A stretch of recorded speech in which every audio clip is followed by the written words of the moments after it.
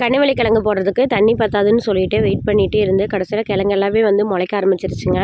இனி வந்து விட்டோம் அப்படின்னா செடி வந்து கருகி போயிடும். பாருங்கள் வந்து நல்லா குருத்து வந்து விட ஆரம்பிச்சிருச்சு. நைட்டு மழை பெஞ்சாலும் பெய்யலினாலும் காலையில் தண்ணி விலைக்கு வாங்கி ஊற்றினாலும் போட்டணும்னு சொல்லி பேசிகிட்டு இருந்தோம். நைட்டு வந்து ஏதோ ஓரளவுக்கு மழை பெஞ்சுது. எல்லாத்த விட நம்ம ஊரில் வந்து ரொம்பவே மழை கம்மி தான். ஒரு அரளவு மழை விட கொஞ்சம் அதிகம் அவ்வளோதான் இருக்கும். அதுலேயும் எங்கள் தோட்டத்தை விட எங்கள் ஊருக்குள்ளே வந்துட்டு மழை அதிகங்க. எங்கள் தோட்ட சைடில் வந்துட்டு ரொம்ப கம்மி தான்.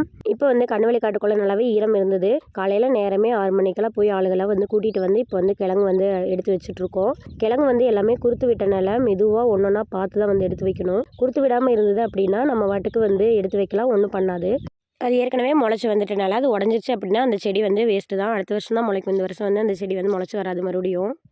எழுந்ததுமே வந்து எல்லாம் கண்ணுவெளி கிழங்கு போட போயிட்டாங்க. அதனால வந்து கோழி நீக்கி விடாமல் இருந்தது. நான் போய் கோழி நீக்கி விட்டுட்டு தீனியெல்லாம் போட்டு வந்தாச்சு. 2 பேர் கிழங்கு வைக்கிறாங்க அப்படின்னா 2 பேர் வந்து கிழங்கு மூடிட்டே வரணும். இல்லைனா அந்த வெயிலுக்கு வந்து ரொம்ப கிழங்கு வந்து வாடி போயிடும்.